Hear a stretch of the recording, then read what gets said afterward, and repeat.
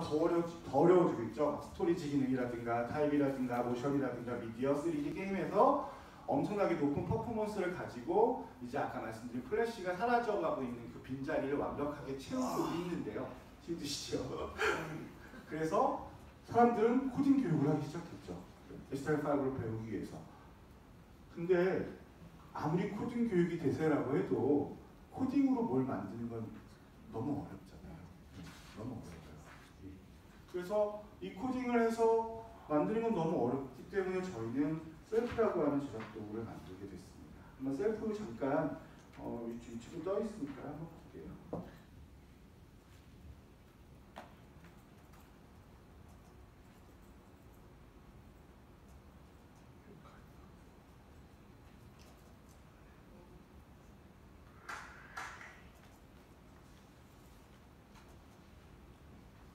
저희 팀 소개 영상이고요. 보시는 것처럼 이미지 라이브러리는 아까 랑고보드랑 되게 유사하다고 보시면 됩니다. 랑고보드랑 사실 거의 같은 개념인데요. 이 툴의 성격이라든가 가능성 자체가 굉장히 다른 거라고 보실 수가 있고요. 랑고보드에는 없는 시간의 개념이 저희한테는 있고요. 그 다음에 액션이라든가 움직임, 애니메이션이 가능한 형태의 기능들이 같이 있습니다. 저희는 가볍게 만들고 빠르게 전파하는 거에 목적을 가지고 하고 있습니다.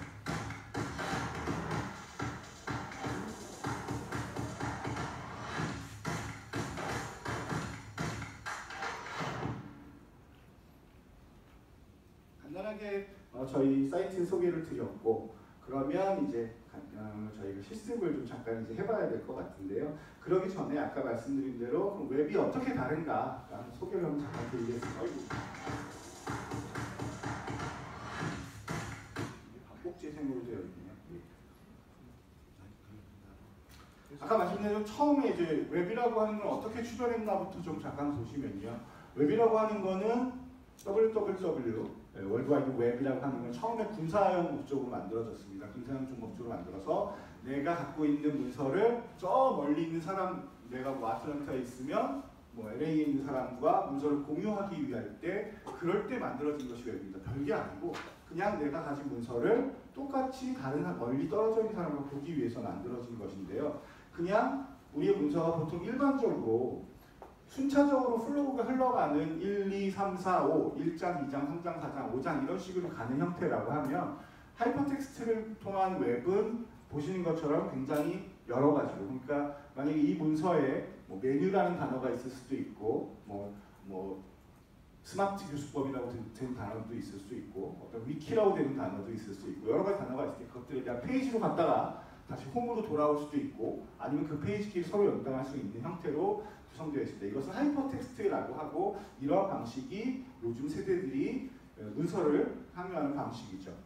보시면 아까 랑고보드에서도 보셨지만 여러 가지 형태의 미디어들이 인터넷을 통해서 굉장히 많이 나오고 있습니다. 보시면 프레젠테이션, 카드 뉴스, 블로그, 멀티미디어, 배너, 뉴스, 뭐 랜딩 페이지 막 너무 어려운데 뭐 이런 것들이 다 저희한테는 도큐먼트라고 하는 하나의 형태로 모아진다고 저희는 생각을 하고 저작 도구를 디자인을 하게 됐고요. 그래서 오늘 얘기하고 싶은 것은 도큐먼트 디자인입니다. 강사님 잠깐만 죄송한데, 네. 우리 교수님 지금 체크아웃을 해야 된다는데 키를 안 주신 분들은 손만 들어주시면 돼요. 네, 진행하십시오. 네. 그래서 저희가 생각하는 안 주면 만 원입니다. 두분 다. 그래서 저희가 생각하는 좋은 도큐먼트 디자인이란 무엇인가 했을 때 텍스트, 그리드, 컬러라고 하는 세 파트를 뽑았고요. 그거에 대해서 저희가 집중하면서 저작 도구를 만들게 됐습니다. 그럼 이제 한번 저작 도구 쪽으로 한번 들어가서 이 내용을 똑같이 보겠습니다. 지금 보신 게 다 저희 툴로 만들어진 발표 자료입니다. 그래서 이렇게 보시면 똑같은 페이지가 여기 있죠. 김정희 선생님 소개해줘야죠. 해상도가 조금 낮아서 이렇게 보여드려야 될 것 같습니다. 네, 두 개. 가독성에 대해서 말씀드리겠습니다. 가독성에 대해서 말씀드리면, 저희는 텍스트를 만들 때 텍스트를 어떤 식으로 배치하는 것이 좋을까에 대해서 고민을 했고요. 이 텍스트에서 저희가 갖고 있는 철학은 다음과 같습니다. 가급적이면 세 종류 이하의 폰트를 사용한다. 세 종류 이하의 폰트를 사용한다. 그리고 타이틀, 약간 삑사리가 났는데요. 제가 저번에 테스트하면서 아마 고친 것 같습니다. 타이틀과 서브 타이틀과 본문을 구분한다. 그리고 폰트는 가급적이면 너무 예쁜 거, 너무 특이한 걸 쓰기보다는 소위 말해서 산세리프, 세리프라고 하는데요. 고딕체나 명조체를 사용한다. 그것들을 타이틀로 놓는다. 이런 형태로 저희가 생각을 하고 저희 툴을 그런 관점에서 개발을 했고요. 앞에 페이지를 보시고 이 뒤에 페이지를 보시면 하나의 페이지에는 하나의 메시지만 넣는 것이 좋다. 이런 관점에서 툴을 만들었고요. 저희가 지원하고 있는 폰트들은 보시는 것처럼 이렇게 많이 있습니다.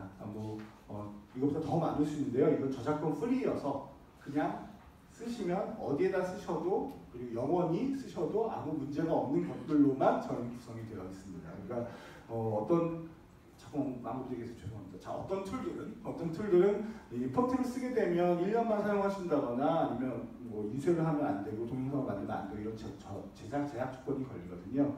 그러니까 여기 보이시는 폰트들은 그런 제약 조건이 아예 없는 폰트들로만 저희가 취합을 했고요. 이 뒤에도 더 들어갔습니다. 아까 보신 것처럼 텍스트들을 도둠이나 바탕, 고딕이나 바탕, 명조 같은 걸로 보통 만들어야 하고요. 이제 나는 브러쉬라든가 나는 펜, 그 다음에 배달행족 서치들인데요. 이런 형태의 서치들은 가급적이면 본문에는 쓰지 말아주십사 하는 부분들이 있고요. 그렇게 만들어질 수 있도록 저희 툴들을 구성을 했습니다. 아까 텍스트, 그 다음에 그리드, 컬러였죠. 다음 이제 그리드입니다. 그리드 같은 경우에는 별게 없습니다. 줄 맞추는 겁니다. 문서를 만드실 때 어떻게 만드는 것이 가장 좋으냐에서 했을 때 줄만 잘 맞춰도요. 디자인의 50% 이상을 한다고 보시면 돼요. 별게 없습니다. 요 열을 맞추고요. 요 열을 맞추고요. 요 열을 맞추는 것들입니다.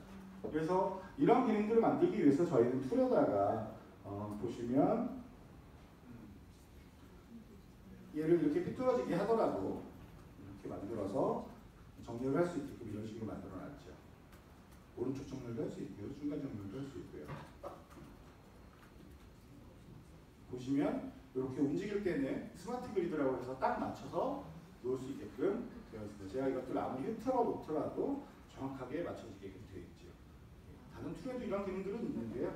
저희도 이러한 철학들을 가지고 그리드를 맞추는 게 중요하다고 생각해서 이렇게 했고요. 그리고 통일과 변화에 대해서 디자이너로서 말씀을 좀 드리면 통일과 변화라는 건 별게 없습니다. 통일이라고 하는 건 줄맞춤을 의미하고요. 변화라고 하는 거는 얘가 이렇게 줄에 맞지 않게끔 되어 있는 것을 변화라고 보시면 됩니다. 디자인에서 가장 중요한 건데요. 통일과 변화는 줄을 맞추면 강조하고 싶은 것을 강조할 수 있습니다. 그래서 모든 폰트의 크기가 똑같기 때문에 얘만 사이즈를 키우게 된다 하더라도 변화가 생겨서 여기에 더 강조가 되게끔 되는 형태인 거죠. 이런 부분들을 저희는 툴에다 녹이려고 했었고요.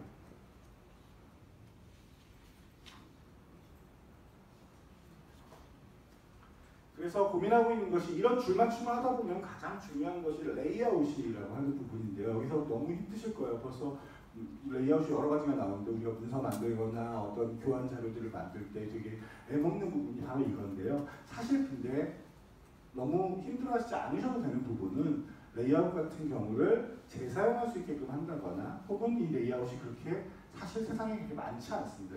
여기에 나와 있는 15개, 20개 정도의 레이아웃 말고도 다른 걸 상상해낼 수 있는 분들은요 거의 없어요.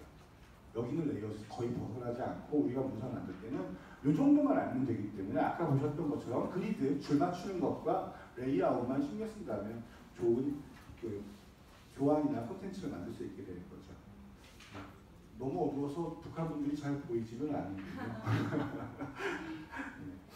그 다음에 이제 세 번째 우리가 좋은 자료, 좋은 콘텐츠를 만들 때 중요한 게 컬러입니다. 컬러라고 하는 거는 지금 혹시 앞에서 문서를 보시면서 어떤 생각나는 컬러가 있으셨나요? 이 문서를 보실 때? 보라색이 잠깐 나왔긴 했죠. 대부분 다 컬러가 보시면 요새 그러니까 지금 약간 어두워서 잘 안 보이는데 뭐라고 해야 될까요? 네, 카키색이 주로 계속 사용되고 있었습니다. 여태까지 문서들을 보시면요.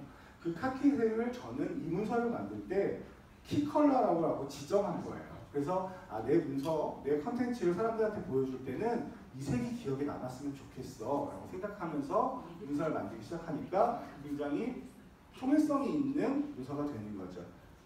그래서 키 컬러를 정하는 게 되게 중요하다라는 부분이고요. 근데 키 컬러를 정할 때 콘텐츠의 주제를 고려해야 됩니다. 그러니까 제가 오늘 얘기하는 거는 어떤 문서의 디자인이라든가 문서를 어떻게 하면 잘 만들 것인가, 그리고 어떤 저작 도구를 어떻게 만들 것인가에 대한 얘기를 하고 있으니까 좀 품이 있어야 되고 그러면서 너무 튀지 않아야 되겠다 생각해서 저 컬러를 정했던 거죠.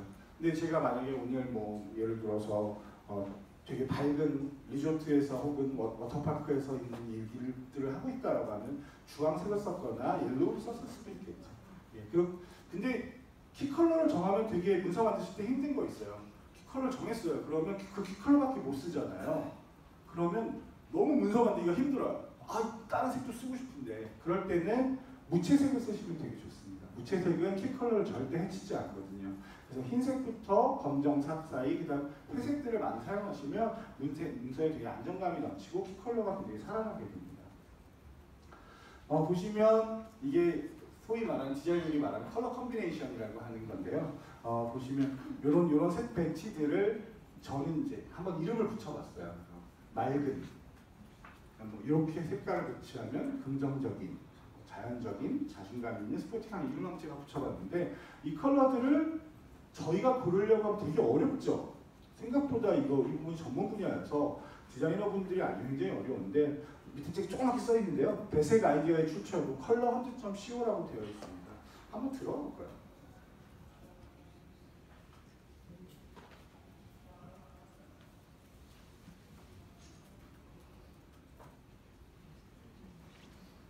보시면 이런 식으로 컬러 콤비네이션들을 추천해주는 사이트가 굉장히 많이 있습니다. 여기에서 저희들이 아까 보셨던 대로 컬러들을 가져온 것이고요. 이런 형태에서 내가 만들고자 하는 문서에서는 이런 컬러를 가지고 이런 느낌을 가지고 가보면 좋겠다라고 할 때 참고하시면 되게 좋은 사이트라고 보시고요. 이런 형태로 되어 있는데 아까 보시면 제가 이제 웹 조작도로 한번 돌아가 볼게요. 그러면 얘네들이 다 이런 식으로 잘라져 있죠. 제가 컬러를 그냥 박스를 배치했거든요.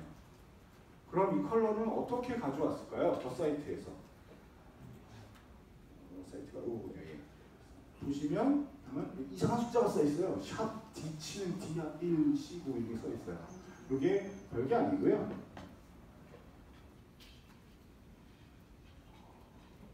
웹컬러라고 하는 겁니다. 샵 앞에 붙이고요. 그 다음에 RGB 이래갖고 빨간색, 녹색, 파란색의 수치를 00부터 FF까지 쭉 나열한 것이 웹에서 소위 쓰이고 있는 컬러의 이름이고요. 그것들에서는 이런 식으로 000000이면 블랙이고요. FFFFF는 화이트가 되고 그 사이에 이렇게 RGB 값을 통해서 여러 가지 색깔들이 나올 수 있게 됩니다. 보시는 것처럼 컬러헌트 같은데 사이트에서 웹에서 쓰는 컬러는 이러한 식으로 쓰인다라고 말씀을 드리는 겁니다. 웹에서는 우리가 쓰는 컬러, 노란색과 물감을 짜갖고 할 수 있는 부분이 아니라 이런 식으로 코드를 가지고 얘를 누르면요. 코드가 복사되거든요. 코드가 복사됩니다. 그럼 코드가 복사되면 제가 저작 도구에 가서 컬러를 넣고 여기 컬러 코드가 보이시죠? 여기다가 붙여넣기 할 수 있는 거죠. 이거 안 붙여졌네요. 나중에 하시죠.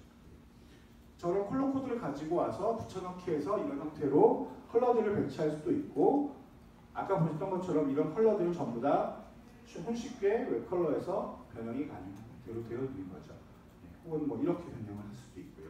아까 망고부드에서도 많이 보셨을 텐데 한 번 더 말씀을 드리는 건 제가 웹컬러로서 이렇게 사용할 수 있는 걸로 저희 저작도를 만들었고 그러기 위해서는 웹컬러에 대해서 우리가 이해하면 좋을 것 같다라고 말씀을 드렸습니다.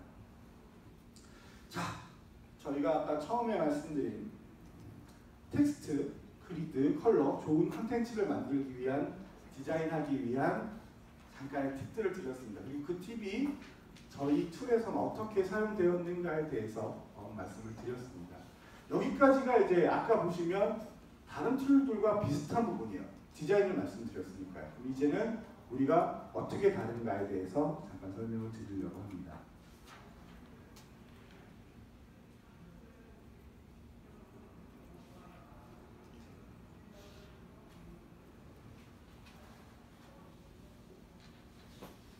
요거 핸드폰으로 한번 이렇게 살짝 사진을 딱 열어서 한번 찍어보시면 좋을 것 같습니다. 저장돼요. 찍지 않으셔도 됩니다. 이렇게 하면요 링크가 뜨죠 위에. 찍는 소리 나오면 안 됩니다. 아니 뭐 찍으셔도 좋습니다. 네, 그러면 어떤 사이트가 연결이 될 겁니다. 그러면 그 트라프 같이 한번 보도록 하죠. 카톡에 가도 QR 코드가 있거든요. 카톡에 가면 QR 코드가 있습니다.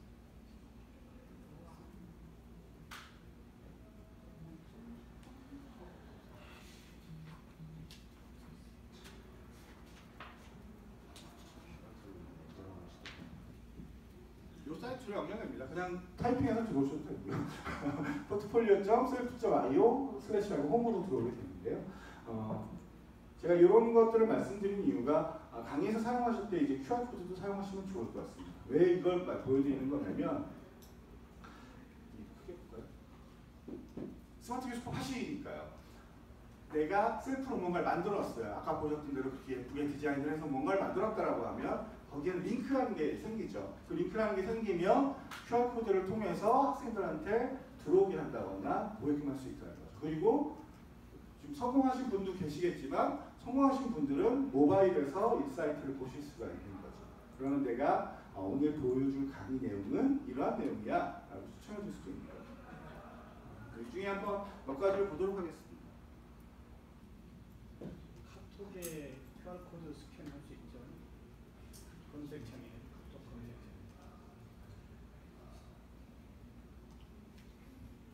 저희가 예림당이랑 같이 만든 컨텐츠인데요. 아까 보신 디자인을 통해서 이런 형태로 만들 수가 있습니다.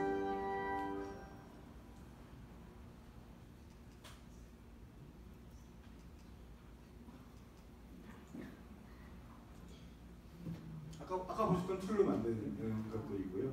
보시면 동영상처럼 보이시잖아요. 동영상이 아니에요. 전부 다 페이지들이 각각 움직이고요. 텍스트가 긁어집니다. 그래서 외부로 만든 컨텐츠를 보실 수가 있어요. 어룡과 수장용은 타투니인데 물속에서 어떻게 숨쉬고 살았어요? 좋은 질문이다. 이런 에릭당이랑 같이 만든 것들도 있고요. 이제 요거 같은 경우에는 이제 이런 이유로 저희가 만든 사이트입니다. 제 목소리가 나오니까 많이 불쾌하실 수 있어요. 계속 듣고 계시긴 하시겠지만 나레이션이 제가 아직 성우 녹음을 안 해가지고요. 들으시는 거예요.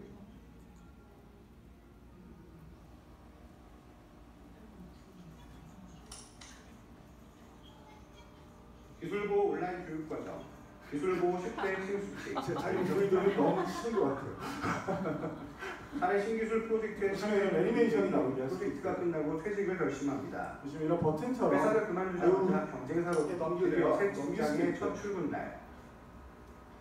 김 대리는 입사 결과 통보를 그 이후 1년 동안 동정받게 이번 시간에는 관리적 보완의 필요성과 관리적 보완의 범위에 대해 알아보도록 관리적 보완의 필요성에 대해 동영상이 중간에 나와서 관리적 보안이란 교육이나 회사의 설명을 할 수도 정보 있죠. 보호 및 운영에 아까 보셨던 대해 툴 안에 정책을 유튜브나 수립해 동영상을 회사의 삽입할 수도 자산을 있습니다. 관리하고 기업 정보를 체계적 기업의 기술 보호 10대 지침에 대해 알아볼까요? 중간에 보통 많이 저희 유행하는 마이크로러닝의 개념을 많이 받아들였거든요. 그래서 내가 어느 위치에 있고 어떤 걸 배웠나에 대해서 한번 보는 것도 가능합니다. 학습한 내용을 토대로 문제를 풀어봅시다. 그 다음에 앞에 보셨던 동영상을 가지고 이제 문제를 풀면서 내가 이런 부분들은 틀렸구나 라고 생각하게 되는 그런 부분들이 되고 이런 것들을 또 나중에 데이터베이스로 모아서 내가 몇 점 맞았는지까지도 총합으로 합산해서 통계로 보여줍니다.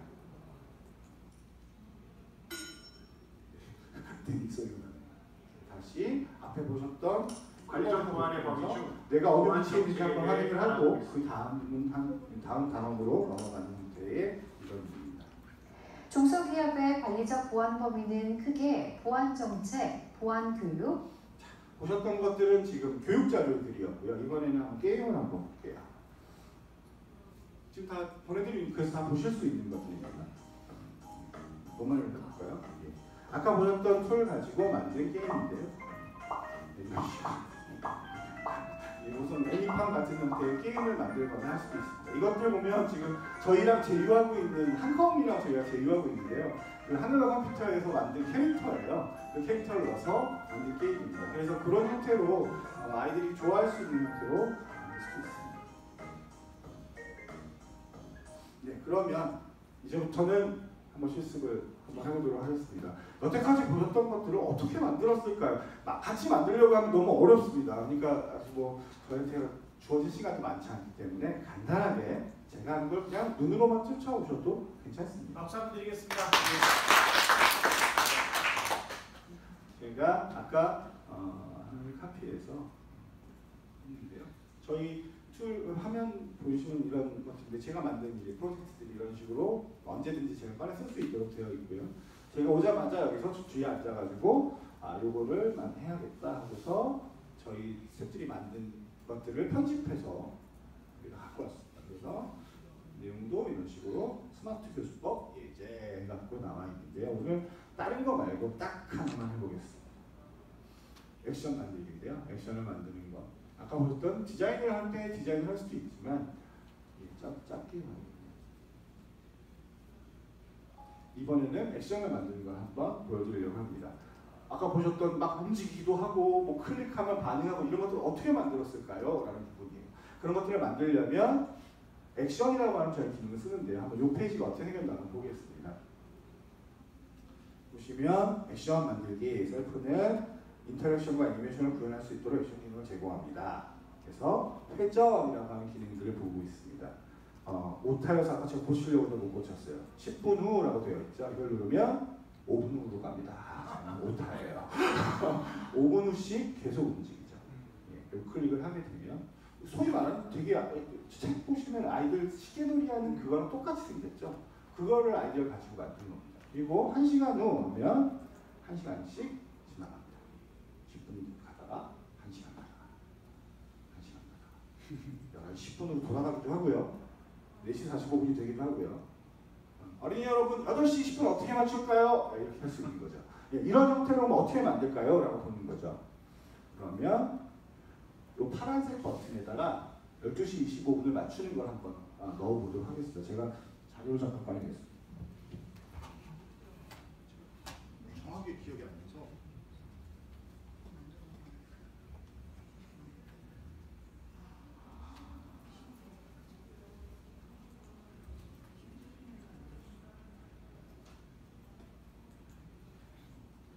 진짜 우리 한국의 이 프로그래머 하신 분들이 너무 대단하지 않으세요? 네, 진짜 참 어제부터 참 기분이 좋습니다. 네. 보시면 여기 액션들이 다 걸려 있습니다. 지금 실제로는. 그래서 이 버튼에다가 한번 액션을 넣어보도록 하겠습니다. 지금 이걸 누르면 아무것도 반응을 안 합니다. 아까 보셨던 것처럼 얘네들은 다 작동을 하는데요. 얘를 누르면 아무 작동을 안 해요.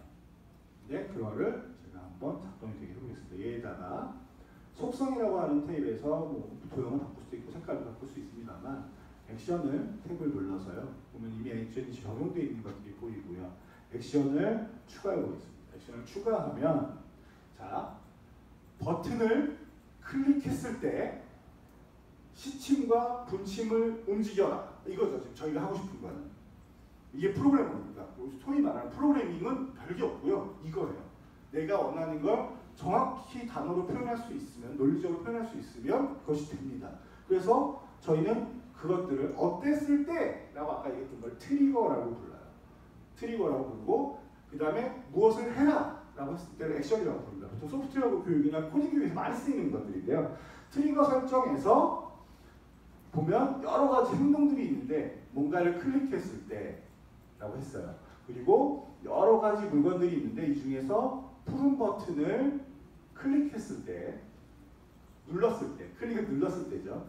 그 다음에 무엇을 해라가 이렇게 많이 있습니다. 한 20개가 있는데 이 중에서 아까 보셨던 대로 우리는 회전을 할 거예요.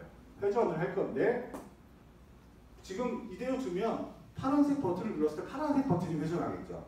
그럼 안 되잖아요. 저희는 시침이랑 분침이 해야 되잖아요. 그러면 여기서 시침이라고 되어 있는 걸 찾는 겁니다. 그래서 이거 너무 많아서 시침을 찾아서 여기 있네요. 시침을 12시 25분이니까 계산이 잘 안 돼요. 그래서 제가 이것 때문에 이걸 꺼낸 거예요. 시침을 12도로 옮겨.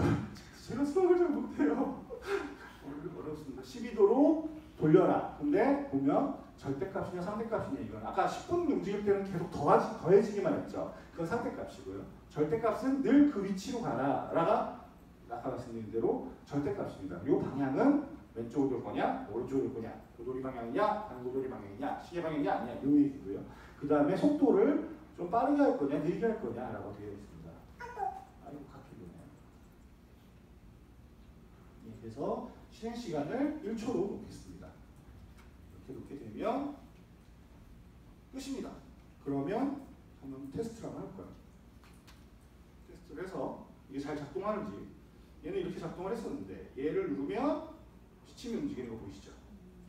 시침이 움직이는데 분이 아직 10분이에요. 그러면 아까 회전 그 액션을 하나 더 내면 되겠죠. 네, 그런 식으로 하나 더 만드는 겁니다. 그러면 여기 들어와서 다시 이 버튼을 클릭하고 아까 제가 만든 액션도 여기 들어와 있습니다.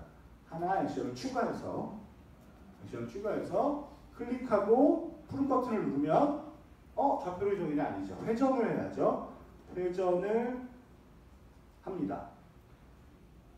무엇을? 시침이 아니라 분침을. 너무 많아요.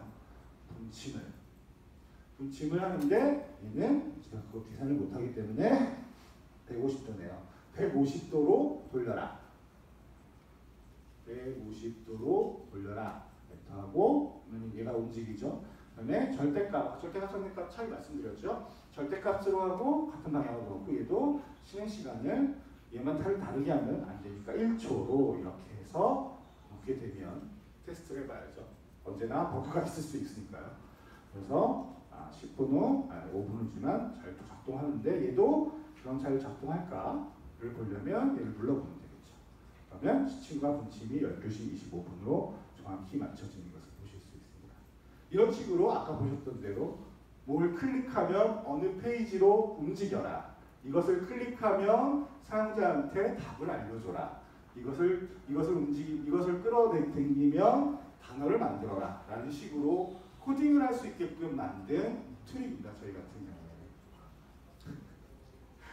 경우에는. 교수님들께서는 제가 볼 때는 이 기능들은 이렇게 움직이는구만 아시면 돼요.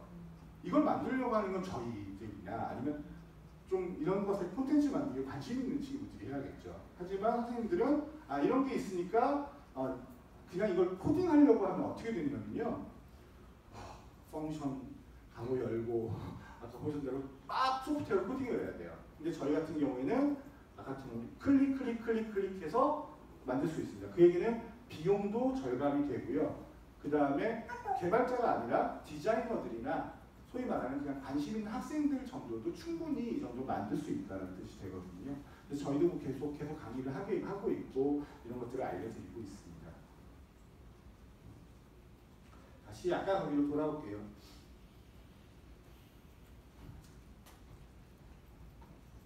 실제로 지금 이거는 한 달 전의 데이터여서 저희도 이제 10,000명 회원이시고 이제 넘었고요.